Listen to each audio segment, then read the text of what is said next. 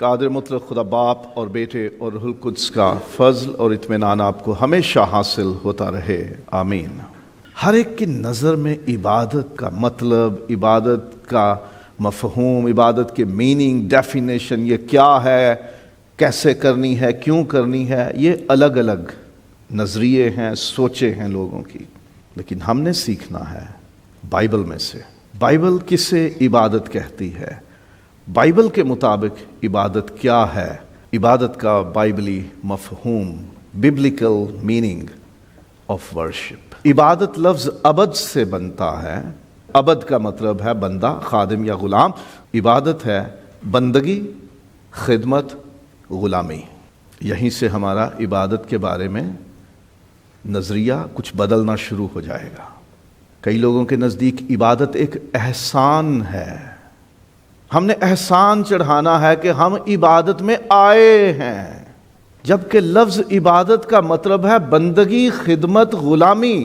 جیسے غلام کام کرتا ہے، محنت کرتا ہے، خدمت کرتا ہے، ویسے ہی عبادت کا مطلب ہے غلام کی طرح کام کرنا، احسان نہیں چڑھاتے۔ اور عبد سے ہی لفظ عابد بنتا ہے، جسے انگریزی میں ورشپر کہتے ہیں۔ عابد جو عبادت کرنے والا ہے، جو بندگی کرنے والا ہے، جو خدمت کرنے والا ہے، جو غلامی کرنے والا ہے۔ اور اسی عبد سے لفظ بنتا ہے معبود، جس کی عبادت کی جائے، who is worshipped، جس کی بندگی کی جائے، جس کی خدمت کی جائے، جس کی غلامی کی جائے، وہ معبود ہے۔ سو عبد بندہ، خادم، غلام، عبادت بندگی، خدمت، غلامی۔ عابد غلامی، بندگی اور خدمت کرنے والا، عبادت کرنے والا۔ معبود جس کی بندگی، غلامی، خدمت، عبادت کی جائے۔ انگریزی میں اس کے لیے لفظ استعمال ہوتا ہے ورشپ۔ پرانی انگریزی میں اسے ورتھ شپ کہا جاتا تھا۔ دو طرح کے سپیلنگز لکھے ہوئے ہیں آپ کے سامنے۔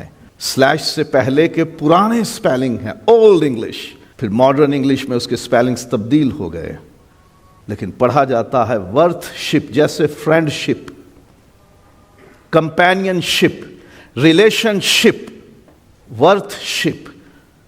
ایکنالوجنگ سم ونز ورتھ، کسی کی قدر یا اس کے مقام کا اعتراف کرنا کہ اس کی حیثیت کیا ہے۔ ورتھ کہتے ہیں کسی کی ویلیو کو، کسی کی قدر کو، کسی کے مقام کو کہتے ہیں نا، حوصلہ افزائی کرنا کسی کی، عزت افزائی کرنا یعنی کسی کی عزت کرنا، عزت بڑھانا۔ اسی طرح قدر افزائی، کسی کی قدر کرنا، کسی کو معزز جان کر، کسی کو بڑا جان کر، صاحب عزت جان کر، اس کی عزت، اس کے مقام کا خیال رکھنا اور اس کے مطابق سلوک کرنا، اسے انگریزی میں ورشپ کہتے ہیں۔ اور اسی سے ورشپر، پرستار، عابد، عبادت کرنے والا۔ اب ہم بائبلی زبان میں اسے سمجھنے کی کوشش کریں گے کہ بائبل میں اسے کس طرح سے، کن الفاظ میں بیان کیا گیا ہے۔ پرانے عہد نامے کی زبان ہے عبرانی۔ ایک لفظ عبرانی کا جو بائبل میں استعمال ہوا وہ عبد ہے۔ یہ عربی میں بھی استعمال ہوتا ہے، یہی اب اردو میں بھی استعمال ہوتا ہے۔ ابھی ہم نے سیکھا کہ اس کا مطلب بندہ، خادم، غلام، نوکر۔ تو عبد یہی بنیادی لفظ ہے، اور اسی سے آگے مختلف شکلیں لیتا ہے لفظ۔ استثناء باب نمبر 8 اور آیت نمبر 19 میں اسی لفظ کا ترجمہ عبادت کیا گیا ہے۔ گنتی باب نمبر 4 اور 26ویں اور 27ویں آیات میں اسے خدمت کہا گیا ہے۔ اور یشوع باب نمبر 24 اور 15ویں آیت بڑی مشہور ہے، اب رہی میری اور میرے گھرانے کی بات، ہم تو خداوند کی پرستش کریں گے، وہاں اسے پرستش کہا گیا ہے۔ اور استثناء باب نمبر 10 اور آیت نمبر 12 میں بندگی ترجمہ کیا گیا ہے اسی لفظ کو۔ اور پھر خروج باب نمبر 6 اور آیت نمبر 5 میں اسی لفظ عبد کا ترجمہ غلامی کیا گیا ہے۔ تو ایک لفظ ہے، اس کے اردو میں کتنے تراجم ہیں؟ عبادت ہے، خدمت ہے، پرستش ہے، بندگی ہے، غلامی ہے۔ ایک اور لفظ ہے جو بائبل کی پرانے عہد نامے کی زبان عبرانی کا ہے، شاخا، اور اسے بھی بائبل میں کئی جگہوں پر مختلف طرح سے ترجمہ کیا گیا۔ پیدائش 22واں باب 5ویں آیت سجدہ کرنا، سلاطین کی دوسری کتاب ہے 5واں باب اور 18ویں آیت سر نگوں ہونا، خروج 34واں باب اور 14ویں آیت پرستش، پیدائش 43واں باب اور 28ویں آیت آداب بجا لانا، اور آستر 3واں باب 2 آیت تعظیم کرنا۔ ان حوالہ جات میں ایک ہی لفظ استعمال ہوا جس کے ترجمے مختلف کیے گئے، کہیں سجدہ کرنا، سر نگوں ہونا، پرستش کرنا، آداب بجا لانا، تعظیم کرنا۔ ایک اور لفظ ہے عبرانی کا جسے پلخ یا پلاخ کہتے ہیں، دانیل 3 باب اور آیت نمبر 17 اور 18 میں اس کا ترجمہ عبادت کرنا۔ بڑے مشہور واقعہ ہے، 3 دوست جب بادشاہ انہیں کہتا ہے کون تمہیں میرے ہاتھ سے چھڑائے گا، میری مورت کو سجدہ کرو نہیں تو آگ میں پھینکے جاؤ گے، تو انہوں نے جواب دیا ہے بادشاہ وہ خدا جس کی ہم عبادت کرتے ہیں وہی ہمیں تیرے ہاتھ سے چھڑائے گا۔ جس کی عبادت کرتے ہیں، وہاں یہ لفظ استعمال ہوا۔ اور پھر دانیل باب نمبر 7 اور 14ویں آیت میں اسی لفظ کا ترجمہ خدمت گزاری کیا گیا۔ خدمت کرنا، خدمت گزاری، نوکری کرنا، غلامی کرنا، خدمت کرنا۔ اور دانیل ہی کی کتاب میں ایک اور لفظ استعمال ہوتا ہے سجید، سجدہ کرنا یا بندگی کرنا، اس کا ترجمہ کیا گیا ہے۔ دانیل باب نمبر 3 اور آیت نمبر 5، وہ واقعہ کہ اب تم سازوں کی آواز سنو تو مورت کو سجدہ کرو، وہاں یہ لفظ استعمال ہوا۔ اور دانیل 3 باب اور 28ویں آیت میں بندگی کرنا، اور ایک لفظ عبرانی کا قبود، قابد اور کابید، کئی طرح سے یہ لفظ استعمال ہوتا ہے بائبل میں، جڑ ایک ہے اور اس کا ترجمہ مختلف جگہوں پر مختلف کیا گیا ہے۔ زبور 22 اور اس کی آیت نمبر 23 میں خداوند ہی کی تمجید و تعظیم کرو، امثال 30 باب 9ویں آیت تعظیم کرنا، خروج 20 باب 12ویں آیت تو اپنے باپ اور ماں کی عزت کرنا، اور قضات 13 باب 17ویں آیت منوہا اور اس کی بیوی فرشتے سے کہتے ہیں تو اپنا نام بتا تاکہ جب باتیں پوری ہوں تو ہم تیرا اکرام کر سکیں، اور دانیل 11 باب اور 38ویں آیت تکریم کرنا، اعزاز دینا کسی کو، عزت دینا کسی کی، شان اونچی کرنا۔ اور پھر یسایہ 25 باب 3 آیت ستائش کرنا، اور یسایہ 43 باب 7ویں آیت مشہور آیت میں نے انہیں خلق کیا ہے اپنے جلال کے لیے، جلال ظاہر کرنا۔ نئے عہد نامے میں ہم آ گئے، کیونکہ نیا عہد نامہ یونانی زبان میں لکھا تو اس کا لفظ ہے لتریو، یہ اس آیت میں استعمال ہوا جس میں خداوند یسوع مسیح ابلیس کو کہتے ہیں کہ لکھا ہے کہ تو صرف خداوند اپنے خدا کی عبادت کرنا، یہ لفظ وہاں استعمال ہوا۔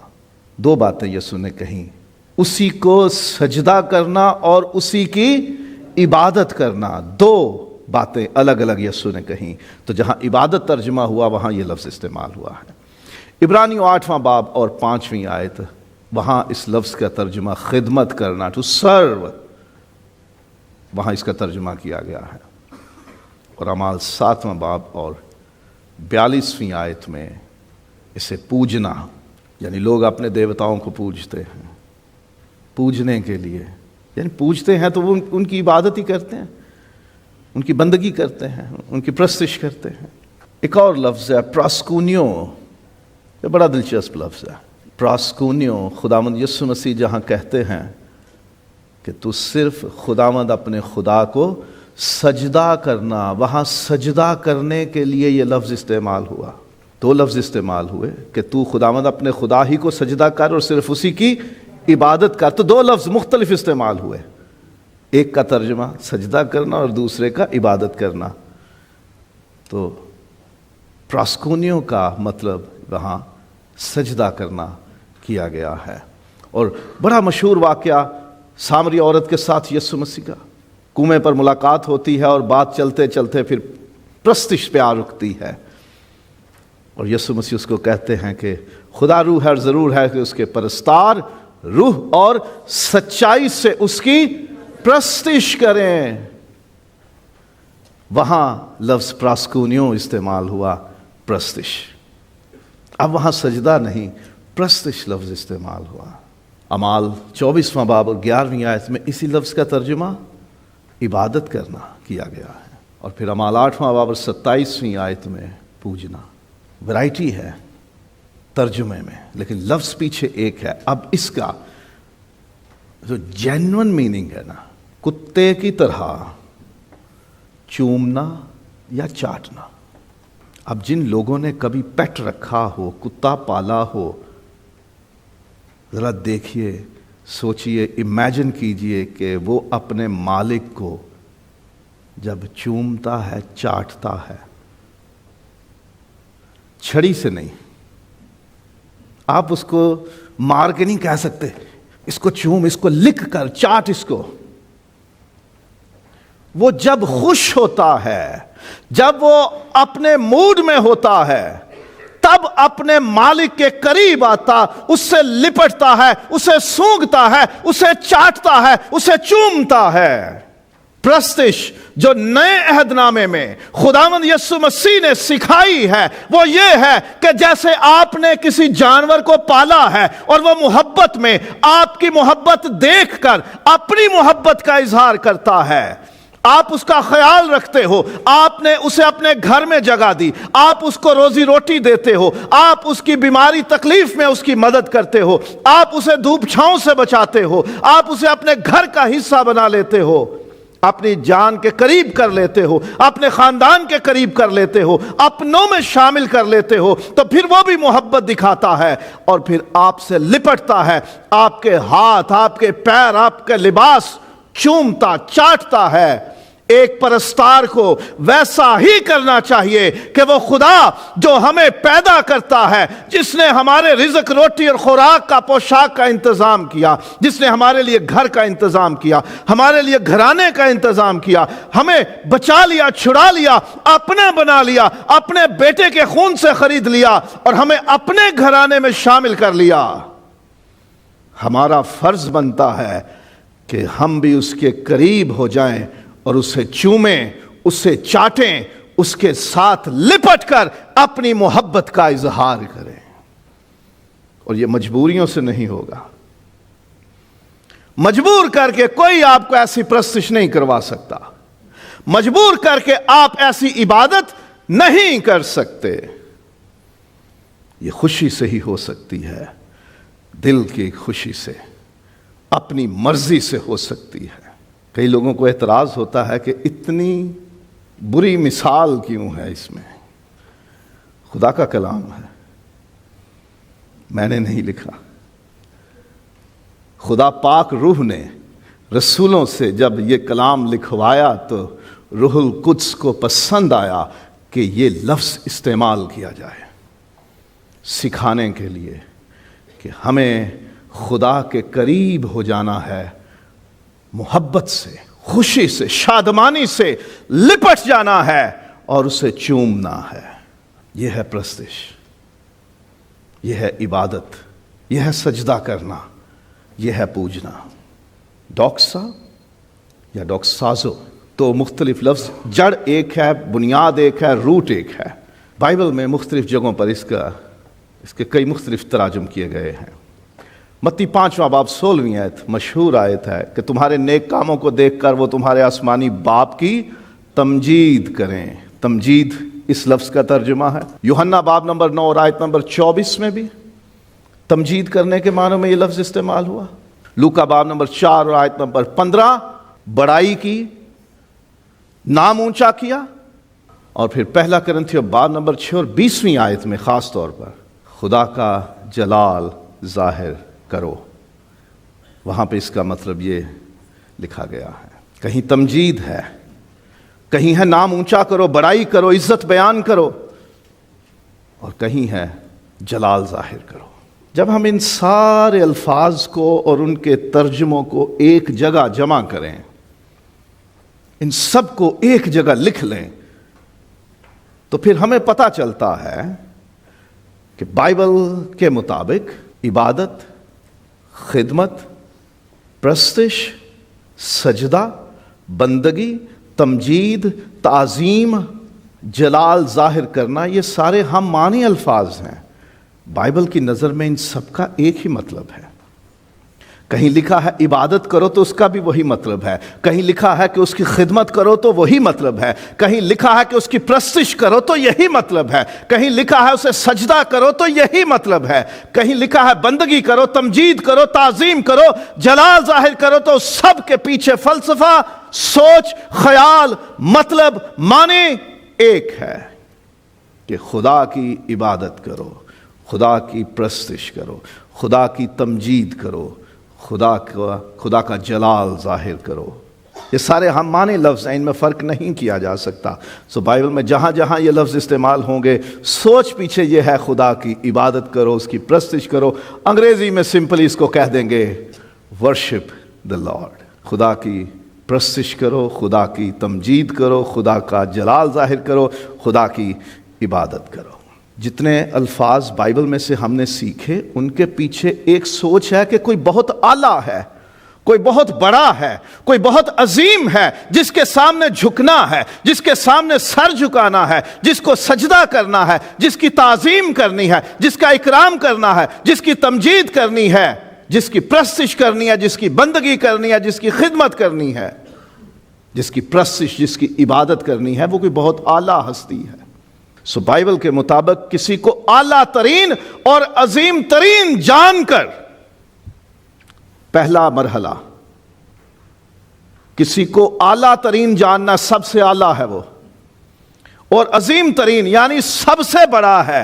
acknowledging someone the greatest and the highest، یہ پہلا مرحلہ ہے۔ بائبل جو ہمیں سکھاتی ہے عبادت کیا ہے، پہلا مرحلہ یہ ہے کہ کسی کو اعلیٰ ترین جاننا اور عظیم ترین جاننا، سب سے بڑا جاننا، سب سے اونچا جاننا، یہ پہلا مرحلہ ہے کہ اسے جانیں۔ ہم تو اکثر لوگوں کو نہیں مانتے، کہ خیر یہ کچھ نہیں۔ عبادت کے معاملے میں بھی ہم بڑے کیجول ہیں، ہم نہیں سیریس لیتے، کسی بات کو سنجیدہ لیتے ہی نہیں ہیں۔ کوئی بات نہیں ہے، کیونکہ وہ کون سا میری نظر میں اعلیٰ ہے؟ ہاں، اعلیٰ تو میرا باس ہے، اعلیٰ تو میرا رباب ہے، اعلیٰ تو میرا افسر ہے، اعلیٰ تو میرا فورمین یا سپروائزر ہے، اعلیٰ تو وہ ہے کہ جس نے میری حاضری لگانی ہے اور مجھے سیلری دینی ہے۔ رب تے دور ہے، وہ تو اعلیٰ ہی نہیں ہے میری نظر میں۔ یہیں ہمارا عبادت کا فلسفہ، سوچ خراب ہو جاتی ہے۔ پہلا مرحلہ ہے اسے جاننا کہ وہ اعلیٰ ترین ہے، عظیم ترین ہے، سب سے اونچا، سب سے بڑا ہے، سب سے زیادہ عزت والا ہے۔ کیونکہ ورشپ کا مطلب ہے ایکنالج کرنا کسی کی ورتھ اور ویلیو کو۔ عبادت ہے کہ سب سے پہلا قدم یہ ہے کہ کسی کو جاننا کہ وہ بڑا ہے، ماننا کہ وہ بڑا ہے، اعتراف کرنا کہ وہ بڑا ہے، عظیم ہے۔ اور ہم تو اسے بالکل کیجول لیتے ہیں، ہلکا لیتے ہیں، لائٹ لیتے ہیں۔ جب خدا کو ہم نے اعلیٰ ترین نہیں ماننا، اس کو عظیم ترین نہیں ماننا، تو پھر ہماری عبادت بنیادی طور پر ہی خراب ہو گئی ہے۔ جب ہم نے اس کو بڑا ہی نہیں مانا، عزت کے لائق نہیں مانا، اعلیٰ نہیں مانا، عظیم نہیں مانا، تو پھر عبادت کسی کام کی نہیں، وہ صرف ہم نے منہ رکھنے کی دکھاوا کر دیا، ہم نے صرف ریاکاری ہم نے کر دی کہ دنیا کو پتہ لگے ہم بھی عبادت کرتے ہیں، ہم بھی کچھ کرتے ہیں۔ لیکن خدا کے نزدیک جب آپ نے اسے اعلیٰ ترین اور عظیم ترین مانا ہی نہیں، جانا ہی نہیں، سیریس ہی نہیں لیا، تو اس کی عبادت پھر بے معنی ہے، آپ کے کوئی فائدہ نہیں اس کا۔ پہلا مرحلہ اسے اعلیٰ ترین اور عظیم ترین جاننا ہے، اور اسے اعلیٰ اور عظیم جان کر کیا کرنا ہے؟ اس کی عزت اور تعظیم کرنا، اس کے آگے جھکنا یا سجدہ کرنا، اس کی بڑائی بیان کرنا، جسے تمجید بھی کہتے ہیں، نام اونچا کرنا بھی کہتے ہیں، اس کی خدمت، غلامی اور بندگی کرنا، اسے مالک مان کر نوکر بن جانا، غلام بن جانا، اپنی خواہشیں پیچھے کر کے اس کی مرضی کو اول درجہ دینا۔ اور اس کا نام اونچا کرنا، یہ ہے عبادت، یہ ہے پرستش۔ آج یہ بات تو ہمیں پتہ چل گئی کہ عبادتیں جو ہم کرتے ہیں وہ باطل ہو جاتی ہیں، غلط ہو جاتی ہیں، بے فائدہ ہو جاتی ہیں جب ہم خدا کو ہلکا لیتے ہیں، اس کو اعلیٰ ترین اور عظیم ترین نہیں مانتے۔ ہمیں کام پیارا ہے، ہمیں اپنے دنیاوی کام پیارے ہیں، ہمیں دنیاوی لوگ پیارے ہیں، خدا ہمارے لیے ان سے بعد میں، پھر ٹر جائیں گے، پھر کر لیں گے، کوئی گل نہیں، رب کہڑا نسیا جاتا ہے، گرجا بھی اتھے ہی ہے، عبادت 6:15 تک ہے، آ مکا لئیے، یہ کر لوں وہ کر لوں، ایسا ہو جائے ویسا ہو جائے، اس طرح کر لے چلے جاتے ہیں، کیا ہو گیا ہے؟ اس کا مطلب ہے کہ وہ چیز، وہ کام، وہ بات، وہ عمل، وہ شخص، وہ ہستی، آپ نے خدا کی جگہ جس کو زیادہ اہم سمجھ لیا، بائبل کہتی ہے کہ وہ آپ کا خدا ہے، جسے آپ سب سے اعلیٰ سمجھتے ہو، جسے آپ نے سب سے زیادہ اہم سمجھا، جس سے اہمیت آپ نے زیادہ دی، جو آپ کی نظر میں سب سے زیادہ سوچ، توجہ، وقت کے لائق ہے، وہ آپ کا خدا ہے۔ تو عزیز کلیسیا، یہ سمجھ لیں، عبادت کی بنیاد خدا کو اعلیٰ ترین اور عظیم ترین جاننے پہ رکھی جاتی ہے۔ اگر ہم اس میں چوک گئے تو ریت پہ جتنی مرضی بلند عمارت کھڑی کر لو، کیا انجام ہوگا؟ خداوند یسوع نے کہا کہ وہ گر جائے گی۔ اپنی عبادت کی بنیاد ہم نے اس بات پہ رکھنی ہے کہ خدا اعلیٰ ترین ہے، خدا عظیم ترین ہے، وہ سب سے زیادہ اہمیت اور توجہ کے لائق ہے۔ اگر ہم اس میں چوک گئے ہیں تو پھر ہم نے اس دن عبادت خدا کی نہیں کسی اور کی ہے، کہ خدا سے زیادہ ہم نے اگر کسی اور بات کو، کسی اور عمل کو، کسی اور شخص کو زیادہ اہمیت دے دی، اس کو وقت دے دیا، اس پر توجہ کر لی، تو پھر ہم نے اس کی عبادت کی، خدا کی نہیں کی۔ تو خدا کو سب سے اعلیٰ ترین اور عظیم ترین جاننا، اور پھر اس کی عزت کرنا، اس کی تعظیم کرنا، اس کی تمجید کرنا، اس کے آگے جھکنا، سجدہ کرنا، ستائش کرنا، اس کا نام اونچا کرنا، اس کی بڑائی بیان کرنا، اس کا جلال ظاہر کرنا، اس کی خدمت اور غلامی کرنا، پھر ہماری عبادت ہوگی، پھر ہماری پرستش ہوگی، اس کے بغیر نہیں۔ اور بائبل بتاتی ہے کہ عبادت ہو یا پرستش ہو، تمجید ہو یا سجدہ ہو، ستائش ہو یا جلال ظاہر کرنا ہو، تکریم ہو یا اکرام کرنا ہو، آداب بجا لانا ہو یا تعظیم کرنی ہو، خدمت کرنی ہو، غلامی کرنی ہو یا بندگی کرنی ہو، صرف اور صرف سچا خدا باپ اور بیٹا اور روح القدس ہی اس کے لائق ہے، اور کوئی نہیں۔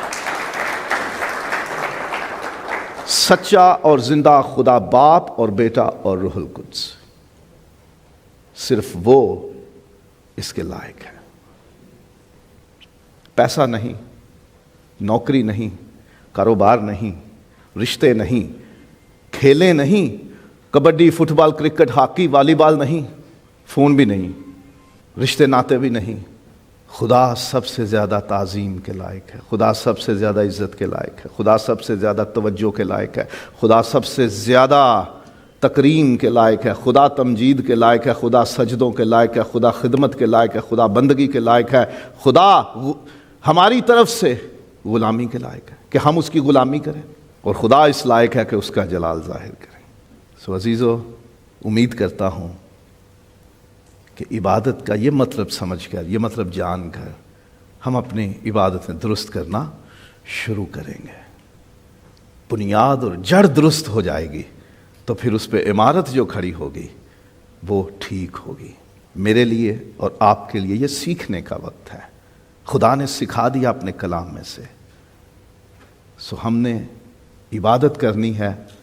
جب عبادت کا ارادہ کر لینا ہے تو پھر ساری کائنات کو پیچھے کرنا ہے اور صرف سچے اور زندہ خدا باپ اور بیٹے اور روح القدس کو سب سے اعلیٰ اور سب سے عظیم مان کر اس کی تمجید، تعظیم، ستائش کرنی ہے، اس کی پرستش کرنی ہے، اس کی عبادت، خدمت اور بندگی اور غلامی کرنی ہے، اسی کا نام اونچا کرنا ہے، اسی کی بڑائی کرنی ہے، اسی کو سجدے کرنے ہیں، اسی کا جلال ظاہر کرنا ہے.